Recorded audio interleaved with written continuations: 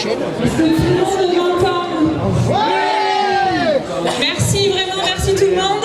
Désolé, on a été des escargots très très lents aujourd'hui. Je crois que c'est la première fois que le MODEF des Landes organise ce genre d'opération. Merci vraiment à tous les agriculteurs d'être venus avec les tracteurs. Donc ça veut dire que par exemple nous aussi on a des tracteurs, nous aussi on a des agriculteurs, sauf qu'on n'a pas la même défense du modèle agricole, on n'a pas la même vision de l'agriculture. Et quand il faut sortir les tracteurs, malheureusement on les sort aussi. Je remercie également les apiculteurs qui sont à notre côté, qui se sont joints à nous, avec plusieurs départements qui sont représentés. Merci d'être là avec nous aujourd'hui pour cette opération escargot. Merci, je vois pas mal de monde aujourd'hui, pas mal d'agriculteurs qui sont là. Je vois d'autres personnalités, des amis, des consommateurs, des associations, des copains, des partenaires. Merci d'être là aussi aujourd'hui pour soutenir un mode d'agriculture différent que celui qu'on connaît actuellement en France. Et donc pourquoi c'est important d'être là aujourd'hui? Car je pense en fait précisément que c'est le bon moment, c'est le bon timing. Ça fait 15 jours que la colère des agriculteurs s'exprime dans la rue, une colère légitime, ça c'est sûr, vous n'allez pas me dire le contraire quand on voit le faible taux de rémunération qu'on a, quand on voit les heures passées sur notre exploitation et quand on voit la crise actuelle de l'agriculture. Le bon timing parce que justement, on essaye de proposer un autre modèle, une autre vision de l'agriculture qui passe par des valeurs fondamentales qui sont des valeurs de partage, de justice sociale, d'équité et de durabilité en fait.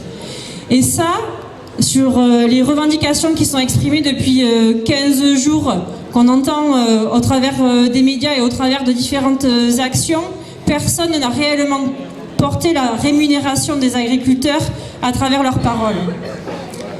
Donc cette colère légitime est encore une fois s'exprime aujourd'hui par le biais de notre syndicat parce qu'on veut également dénoncer les problématiques, donc comme on l'a dit, de rémunération, mais aussi de cogestion. Le MODEF des Landes demande une refonte totale du modèle agricole. On voit bien que la colère, elle est présente parce qu'on arrive au bout de ce système-là. On a demandé aux agriculteurs d'investir toujours plus, de s'agrandir, de mener une agriculture productiviste sans rémunération.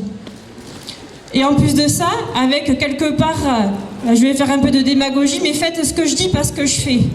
C'est-à-dire une cogestion permanente entre l'État et un syndicat majoritaire qui depuis 20 ans maintenant s'alarme aujourd'hui, mais qui depuis 20 ans, qu'est-ce qu'il a fait concrètement pour donner des mesures réelles aux agriculteurs? Par rapport à ça, une mesure concrète que nous on porte aujourd'hui, et je vais vous faire un peu d'historique, on porte une mesure concernant les aides PAC et la surprime de ces 60 premiers hectares. Un peu de retour en arrière, dans les années 2016-2017, sous François Hollande, cette mesure de surprime des premiers hectares permettait réellement de flécher une orientation PAC sur les petites et moyennes exploitations. Ça a été retoqué au dernier moment. Sauf qu'aujourd'hui, l'INSEE nous dit 64% de notre revenu, les agriculteurs, 64% de notre revenu est issu de la PAC. Donc ça, c'est un chiffre déjà qui est anormal. Mais en plus de ça, si aujourd'hui, on voulait avoir un vrai levier sur notre rémunération et essayer de trouver une bouffée d'air frais en termes de trésorerie, il faudrait réellement axer et flécher une surprime aux 60 premiers hectares. Ça permettrait directement, avec l'année qui arrive, et ça, la France a la capacité de faire ça, c'est dans ses moyens, de venir renchérir et venir rajouter une prime sur ces 60 hectares. De plus, on essaye, le syndicat MODEF, de travailler sur toutes les filières. Et il y a une filière qui est en crise actuellement dans le département et de manière structurelle, c'est la filière bovine. Et la filière bovine à la fois lait et à la fois viande. Comment on pense l'agriculture de demain avec un modèle d'élevage bovin présent dans notre département?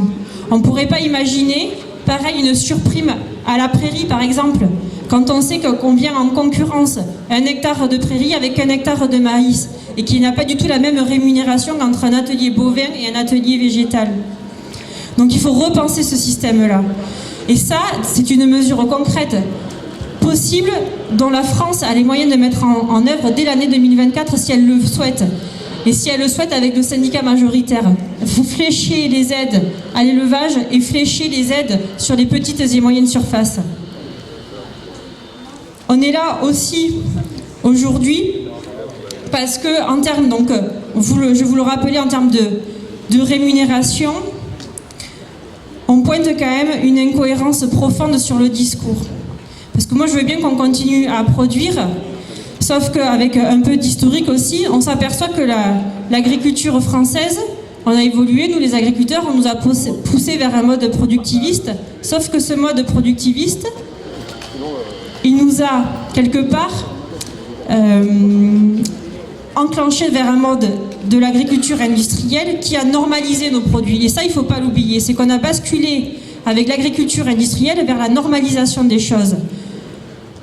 C'est vrai dans la filière fruits et légumes, où une tomate n'était plus du tout distribuée parce qu'elle avait une petite tache ou quoi que ce soit, mais c'est aussi vrai, notamment dans notre filière départementale, avec l'aviculture et avec la production de foie gras. On nous a normé les magrets, enfin on vous a normé les magrets, on a normé les filets de poulet, et vous êtes payé avec une rémunération et une surprime si vous atteignez une moyenne. Plus on a normalisé l'agriculture, et cette tendance de normalisation, elle a suivi l'industrialisation de l'agriculture, plus le revenu a baissé. Le revenu concret de la rémunération d'un produit. En tant qu'agriculteur, il faut qu'on aille se chercher des primes maintenant pour être payé. Est-ce que ça, vous trouvez ça normal dans une logique de continuité d'une agriculture paysanne ou de rémunération? Ça, personne n'en a parlé. Personne n'en a parlé du système de rémunération jusqu'à présent. On essaye de travailler sur ce volet-là en termes de rémunération. Et la deuxième proposition qu'on va faire remonter aujourd'hui, on s'est déjà vu à la préfète la semaine dernière, là on remet nos doléances encore une fois en termes de rémunération, et le travail sur la loi Egalim, un travail de fond sur la loi Egalim, mais réel, pas une mesurette annoncée. Au bout de 5 ans ou 7 ans, je ne sais pas combien de temps elle existe, la loi Egalim, il a fallu que les agriculteurs soient dans la rue pour qu'on applique cette loi, que des contrôles soient faits. C'est quand même problématique pour notre profession d'être confronté dans cette loi et ne pas avoir eu les contrôles derrière. Pas pour nous les exploitations, mais pour les OP et pour les organismes économiques qui n'ont pas respecté les règles du jeu. Et là aussi, double discours, double langage, avec un État qui amenuise quelque part ses fonctionnaires de par la dotation de ses moyens et de par la dotation en personnel. Comment voulez-vous avoir plus de contrôle si l'État s'affaiblit? Donc là, dans le double discours, c'est pareil. Il y a une vraie incohérence à la fois du ministère et à la fois du syndicat majoritaire qui continue à essayer de trouver cette loi Egalim juste. Pourquoi il y a une problématique dans cette loi Egalim aussi? Mais parce qu'en fait, les intermédiaires qui sont dans les négociations, qui c'est qui nous représente? Nous, les agriculteurs, dans les filières, c'est les interpros. Sauf que les interpros, elles sont à la fois jugées parties là-dedans. Elles savent, par exemple, si on prend à l'heure actuelle la filière gras dans notre département, où l'on sait qu'après 4 ou 5 ans de crise, aujourd'hui, les stocks sont pleins. Les stocks de viande sont pleins. L'interpro, qu'est-ce qu'elle va faire? Elle va vouloir vider ces stocks-là. Elle va vouloir forcément continuer à essayer de produire, mais son premier but, ça va être de vider ces stocks-là. Et à quel prix? Elle ne va pas batailler sur le prix. Le but, ça va être de se vider les frigos. Et on le sait, c'est comme ça que ça fonctionne depuis toujours. Donc, le rôle des interpros, quand on est dans la négociation de la loi Egalim, elles sont jugées parties. Quid de la représentation réelle des agriculteurs? Quid de la rémunération qu'il y a derrière? Cette loi Egalim, elle ne va pas du tout assez loin, parce qu'il n'y a pas de contractualisation qui est prise en compte également. Il n'y a pas de visibilité pour l'agriculteur qui met en place. Vous êtes agriculteur, là, aujourd'hui, vous avez un bâtiment de volaille, je continue sur la volaille, il est vide. Qui vient vous payer l'investissement que vous avez fait? Qui? Il est vide, les bâtiments sont vides. Il n'y a pas de remise en place actuellement, parce que hier, certainement, il y a le libre-échange qui existe, mais il y a un problème de visibilité sur les contrats et sur l'avenir d'une profession. Et en plus de ça, on n'a pas su maintenir Une aviculture peut-être de qualité ou de gamme qui permettrait justement de mettre en valeur nos produits, d'avoir un prix rémunérateur et derrière d'avoir des volumes stables. On est en permanence en concurrence et donc on fait du yo-yo. Sauf qui c'est qui fait du yo-yo? C'est qui la variable d'ajustement là-dedans? C'est le producteur qui investit, c'est le producteur qui n'a pas de rémunération. Et en plus de ça, actuellement avec ce yo-yo, les producteurs de poulets ont vu leur prix complètement à la baisse depuis les dernières bandes, là, depuis 6 mois. Couplé à ça, pas d'indépendance et pas d'autonomie forcément dans l'alimentation. Or, aujourd'hui, le prix des céréales et le prix donc du maïs qui rentre en compte dans la production d'aliments est au plus bas. Or, les producteurs que vous êtes, la note d'aliments, elle n'a pas encore baissé. Et donc là, c'est pareil. Il y a une problématique. S'il n'y a pas une loi qui vient mettre en lumière la transparence sur toute la chaîne alimentaire qui tourne autour de nous, qui gravite autour de nous, si on n'a pas une visibilité sur les marges qui sont faites, combien aujourd'hui se fait une fabrique d'aliments sur notre dos et que nous, derrière, on en a besoin pour nourrir nos bâtiments de poulets. Qui a une visibilité sur ça? On ne sait pas. Le maïs, il est payé quoi? 130 là? 140? Vous n'avez pas une baisse de l'alimentation, de l'aliment là, à l'heure actuelle. Elle est où la marge? Qui c'est qui récupère la marge de ça? Tant que la loi Egalim sur l'ensemble des maillons ne vient pas appliquer cette transparence des marges, et ensuite, une fois qu'on connaîtra les marges réalisées, des coefficients pour pas que la marge pour pas que la marge fasse x10 ou x15 ou x20 sur notre dos, mais qu'on ait une vraie visibilité et que nous, derrière, on ait justement la possibilité de négocier. Parce que là, on part à l'aveugle, de négocier un vrai prix d'entrée en disant mais c'est ça qui va nous coûter, c'est ça dont ça nous coûte. Et derrière, tant de coefficients de multiplication. Tant qu'on n'aura pas une règle du jeu stricte sur notre rémunération, ça ne le fera pas. Ça ne le fera pas parce que vous le savez très bien, à l'heure actuelle, là c'est pareil, si je continue à dérouler sur la loi Egalim et sur tout ce qui gravite autour dans les mesures qui n'ont pas été prises en compte, est-ce qu'on a imposé à Lactalis, à Bigard et aux autres de montrer leurs chiffres, de savoir combien ils gagnent sur notre dos? Qui c'est qui supporte les investissements? C'est nous les paysans. Qui c'est qui supporte le travail à la chaîne dans les usines agroalimentaires, qui est un autre débat et qui est un débat, je pense, assez important dans notre département aussi, sur la vision du travail dans l'agroalimentaire. Qui c'est qui derrière rémunère les dividendes?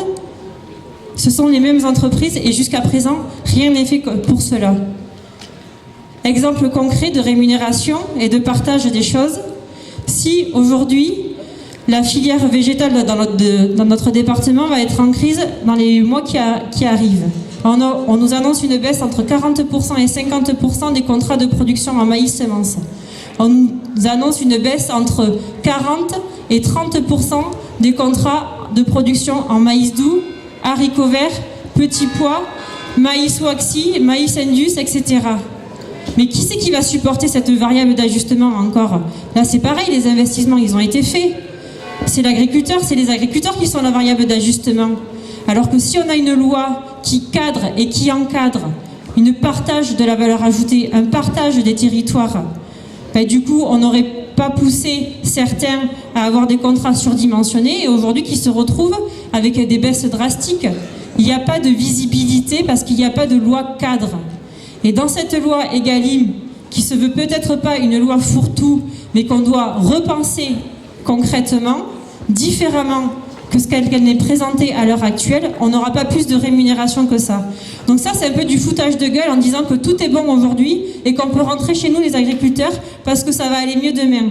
Rien n'est fait aujourd'hui pour notre rémunération et je vous remercie d'être là aujourd'hui parce que c'est vraiment là le combat en fait. C'est vraiment de porter une rémunération tant que la colère est là, tant que les médias sont là, tant que la population est là aussi sur ces questions d'économie agricole. C'est important aujourd'hui de continuer ce combat-là.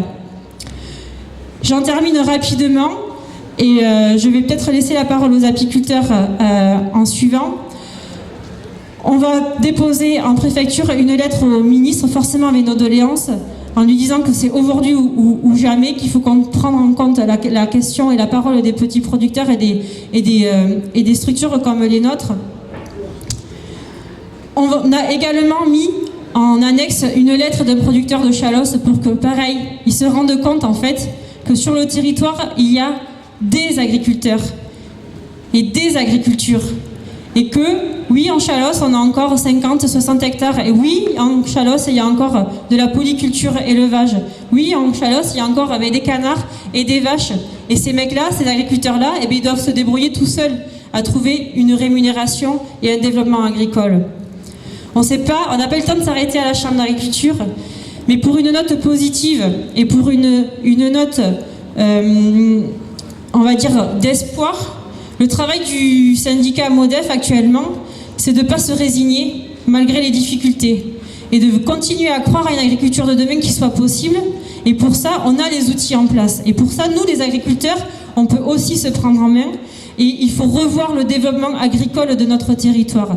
Il faut pousser la Chambre d'agriculture à vraiment penser un nouveau plan de souveraineté du département. La filière Armagnac, les pauvres, je crois qu'ils n'ont plus de techniciens. La filière bovin, viande et lait, le technicien est partagé entre les deux départements. Qui pense aujourd'hui le développement de demain? Le développement agricole, avec un champ des possibles, avec des possibilités, forcément, si je continue sur la filière lait, qui prend en compte la rémunération et la distribution locale d'un lait. Il n'y a pas de laiterie dans le département des Landes. Il n'y a pas de laiterie. La Chambre d'agriculture ne peut pas essayer de créer une coopérative ou de créer quelque chose en partenariat avec d'autres acteurs pour repenser la coopération et repenser la collecte de lait pour avoir du lait dans le département des Landes, servi aux collectivités, servi aux cantines, servi aux particuliers et même servi plus loin dans les grandes surfaces. Il n'y a pas d'outil, il n'y a pas cet outil-là. Et je peux dérouler comme ça sur n'importe quelle filière. On a parlé de l'Armagnac, on peut parler de la vigne, etc., etc. L'agriculture landaise demain doit continuer à vivre. Et nous, le syndicat MODEF, on essaye réellement de penser à cet agriculteur-là. On essaye réellement de penser aux filières. Et de toute manière, avec un prix rémunérateur, avec une cohérence entre les discours et les actes. Et on croit encore à l'agriculture de demain. C'est pour ça qu'on est là aujourd'hui, pour défendre un modèle. Merci à vous.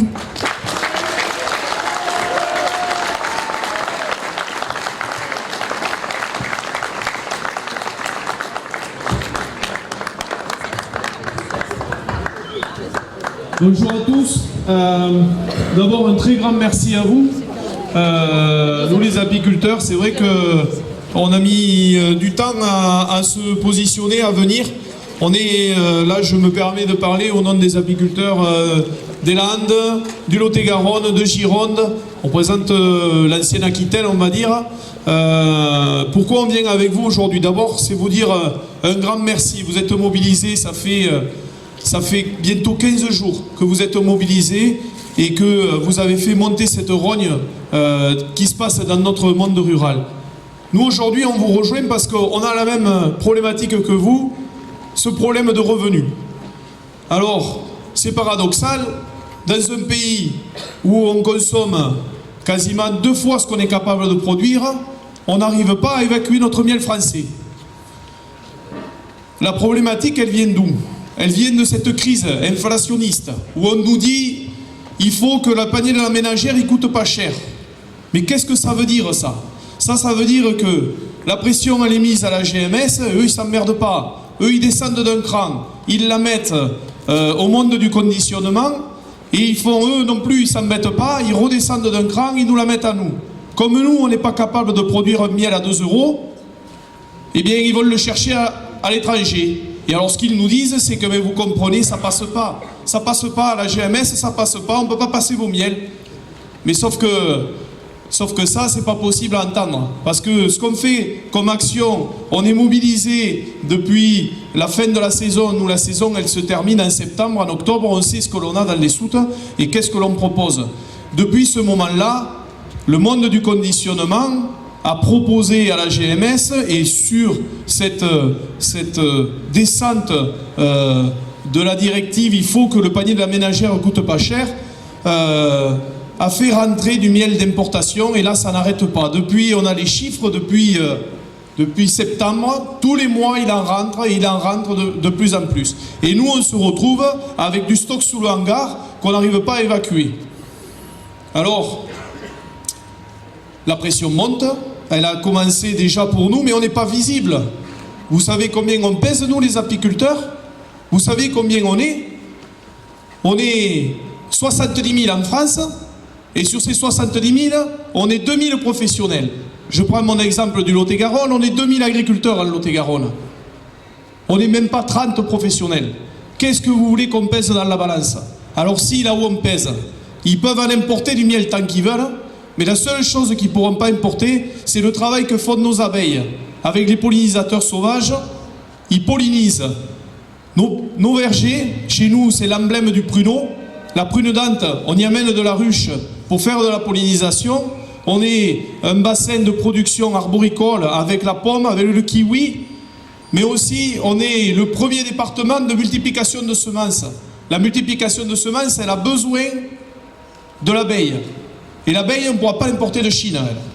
Il faudra toujours des types comme nous qui travaillons sur le terrain et qui les choyons pour pouvoir les amener. Et pour vivre, ce n'est pas la pollinisation qui nous fait vivre. La pollinisation, ça représente un revenu dans notre exploitation. Mais comme vous, on est diversifié. Et le produit principal, c'est le miel. Et puis le miel, il est différent. Quand vous êtes dans les Landes, c'est un miel typique, un miel de Bourdaine, un miel d'Erica. Quand vous venez dans nos plaines, nous, on a nos miels de culture et on bosse avec vous au quotidien. À un moment donné, on a voulu nous opposer. Et d'ailleurs, ça a été une des revendications. Les problèmes des normes environnementales. Alors oui, sur ce point-là, effectivement, on a un point de divergence. Alors c'est pas un grand point de divergence, parce que ça fait des dizaines d'années, que vous bossez, vous, avec nous, on bosse à travailler proprement et à proposer une autre agriculture. Et ça, vous y travaillez. Et aujourd'hui, on nous impose, ou un système impose, à ce qu'on revienne en arrière. Mais ça, je pense que vous êtes comme nous, vous en voulez pas. Vous en voulez pas et vous voulez qu'on vous respecte dans ce que vous faites. Et comme nous. Et ça passe par, effectivement, le revenu. Alors, notre problématique, on l'a dit. Il faut un miel à pas cher. Ce miel à pas cher, on va le chercher à l'extérieur. Mais pareil, à l'extérieur, on fait rentrer des miels. Aujourd'hui, la semaine dernière, vous avez dû voir tous sur les réseaux, on fait rentrer un miel d'Ukraine, un tournesol comme le nôtre, alors qu'on en a plein les soutes. Mais ce n'est pas l'apiculteur ukrainien. De ce que l'on sait de nos collègues des pays de l'Est, par exemple, eux non plus, ils n'ont pas le revenu et ils arrêtent l'activité d'apiculteur pour se mettre, alors c'est en Roumanie que je parle, ou en Bulgarie, ils quittent les ruches pour aller rentrer aux usines pour faire des voitures électriques. Mais notre métier, nous, quand on est des paysans, on aime être dehors. Alors cette richesse-là, ils ne pourront pas nous l'enlever. Mais il faut qu'on continue à en vivre. Alors on se bat aujourd'hui, on se bat pour ça. Pour imposer d'abord à ce que, dans le rayon français, alors qu'on en produit même pas la moitié, qu'il y ait la moitié du rayon qui soit du miel français. Que le consommateur il soit garanti que ce qu'il consomme, ça vienne bien de ce que nous produisons. Ça, c'est la première des revendications. On demande donc du contrôle aux frontières. Quelques années en arrière, on s'est battu parce que les miels, je ne sais pas si vous aviez remarqué ça, c'était marqué UE ou hors UE. Alors à ça, on a réussi à faire marquer sur les pots les origines. Et extraordinairement, si là on le dénonce et on le fera peut-être tout à l'heure, on se trouve avec des miels où vous avez 5 pays différents. 5 pays différents, de la Chine à l'Amérique du Sud, en passant par l'Europe de l'Est. Si ça, c'est pas un mensonge intellectuel auprès des consommateurs, alors je m'y connais pas. Donc, on demande à ce que l'État il fasse son rôle, qu'il vienne contrôler, qu'il impose, et que ce genre de choses, ça ne puisse pas se passer. On ne peut pas mélanger. On le sait, nous, quand on met du miel en pot, on ne prend pas 5 barriques différentes pour mettre un miel dedans. C'est un pot différent. C'est pas possible. C'est pas possible. À moins que, et je me pose la question, à moins que ces miels ne soient pas bons tous, et puis le fait qu'on les mette ensemble, ça sorte un miel qui soit bon. C'est peut-être ça l'histoire. C'est peut-être ça. Mais nous, on ne sait pas faire. Nous, on travaille, produire du miel. Je vais vous dire, ça allait même dans le sud-ouest, on prend la double peine. On prend la double peine. Ça fait quoi? Ça fait 5-6 ans que la production chez nous, elle chute. Elle chute inexorablement. Alors on les prend toutes. Hein. Toutes les problématiques de conditions climatiques, de variétés, autres. Ah, il y a eu une nouvelle année, je crois que l'année dernière, les Landais, vous avez eu, mais depuis combien de temps? Depuis combien de temps? Nous, le problème, c'est que on a... Alors j'y viens. On me souffle, parle du frelon, je vais y venir, mais chaque chose en son temps. La problématique, c'est qu'on a du mal à produire, et en plus, je vous l'ai dit, ils ne nous le prennent pas, ce miel. Donc, aujourd'hui, on se bat pour ça. Et alors, ça va se relancer la machine, parce que depuis une semaine, on est avec vous. On fait le forcing, on vide des magasins. Tout à l'heure, on va aller le faire. Et là, ça frémit. Le monde du conditionnement commence à frémir. Il y a une réunion qui est en train de se préparer. On se structure, on se groupe, puisque c'est uni qu'on arrive à faire des choses.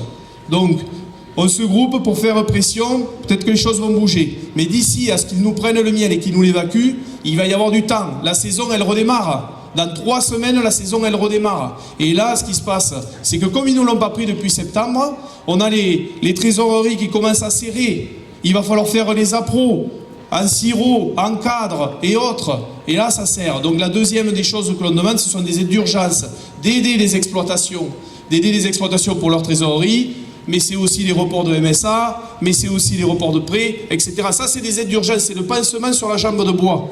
Ça ne va pas nous aider. Il faut qu'on structure ça. Et c'est maintenant, le rapport de force, il est maintenant, où on dit à la distribution et au conditionnement de prendre les choses en main. À nous ensuite de nous fédérer pour faire une promotion du miel français. Donc imposer qu'il y ait un rayonnage qui soit pour moitié de miel français. Voilà. Effectivement, pardon, merci.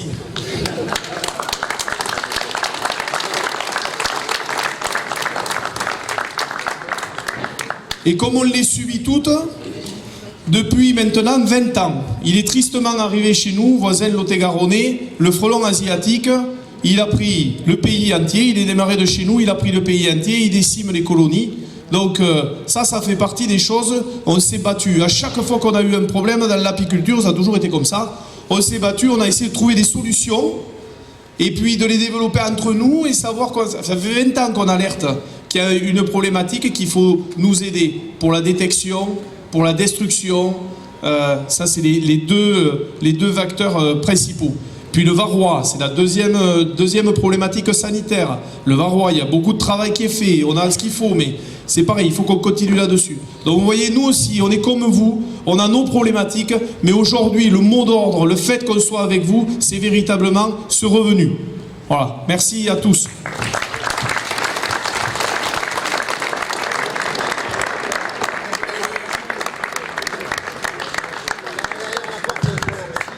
Merci. Un de vous va venir avec nous dans la délégation. On va remettre cette lettre. Donc Sébastien Bail et Julien Morat vont m'accompagner pour la remise de la lettre. En attendant, Monsieur Labaste va venir vous faire une présentation. Il est très en colère. Je ne sais pas s'il y a grand chose à dire, mais normalement ça devrait être facile pour lui. Merci, on revient dans pas longtemps.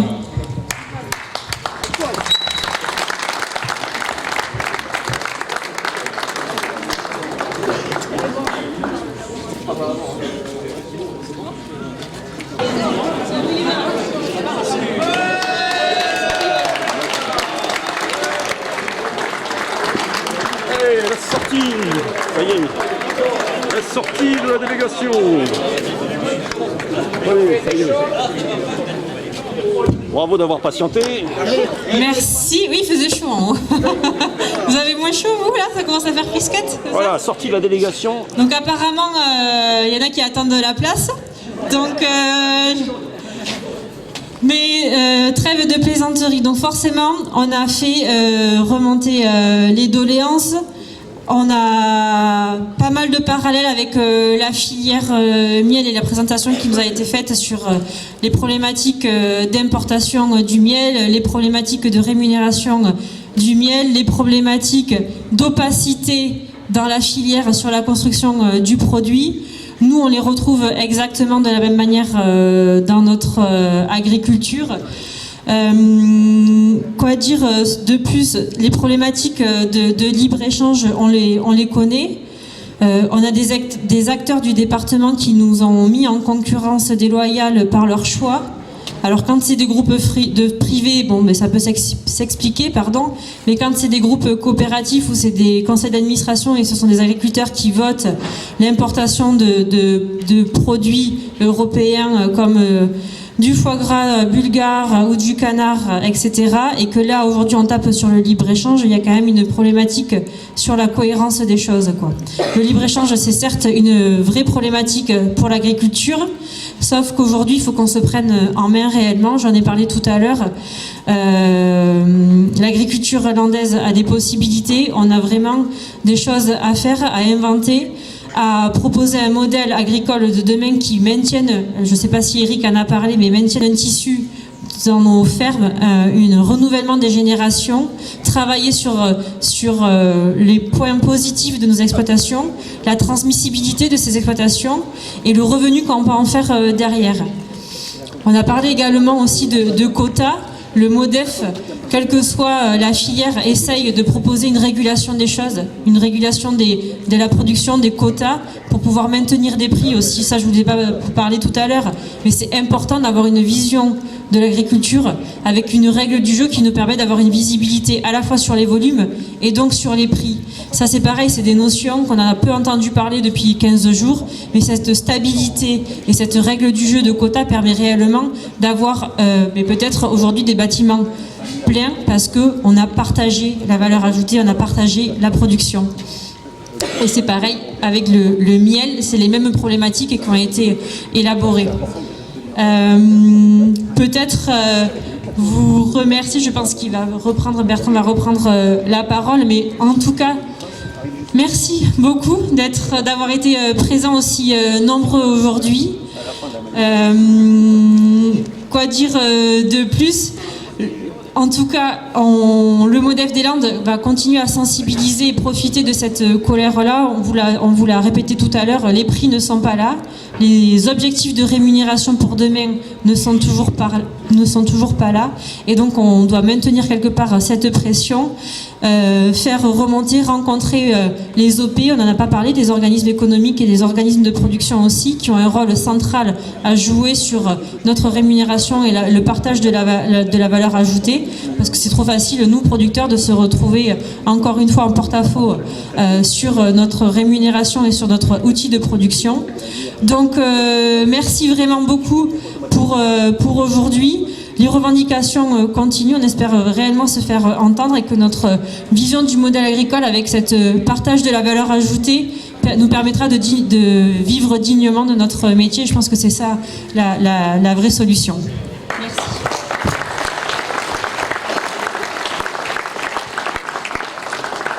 Merci beaucoup de votre accueil. On vient en soutien. Oui. Voilà. Oui. Ah oui, tu viens de soutenir. Merci, mais c'est partagé. Si on est là aujourd'hui, effectivement, c'est un soutien les uns des autres. On partage les mêmes choses. On l'a dit tout à l'heure. Je ne vais pas me répéter. Je vous ai accompagné. Vous m'avez demandé de vous accompagner et mes collègues m'ont gentiment demandé de vous accompagner pour défendre notre position auprès des services de l'État, qui nous ont très bien écoutés, qui ont pris le temps de tout noter. Gageons que ça remonte. J'y crois, ça le fera, mais je ne suis pas sûr des réponses. Pour autant, merci à chacun de vous être mobilisés aujourd'hui, d'avoir fait cette manifestation. Alors, on avait l'intention d'aller au Leclerc, mais maintenant, au vu de l'heure, des bouchons et autres, je sens que je préfère vous dire, on a fait le premier acte en Aquitaine, en Nouvelle-Aquitaine, et je vous donne rendez-vous pour le deuxième acte, lundi. Lundi, on remet ça, on remettra ça en Lot-et-Garonne. On refait passer via les réseaux précisément comment on s'organise et lundi on continue de mettre la pression et là avec de l'action beaucoup plus ciblée, en plus de la démarche que l'on aura fait aujourd'hui. Je pense qu'il faut qu'on continue à avoir ce travail-là collectif, et je crois que c'est une belle image que l'on présente d'être apiculteurs et agriculteurs présents aujourd'hui dans la rue. Merci à vous.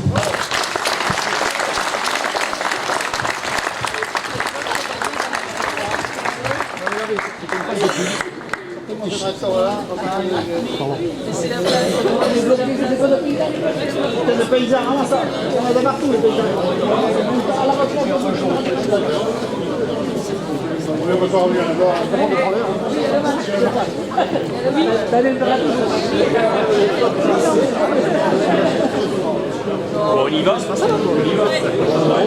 Tu le dis pas au micro de commencer, parce qu'il y a la gifle,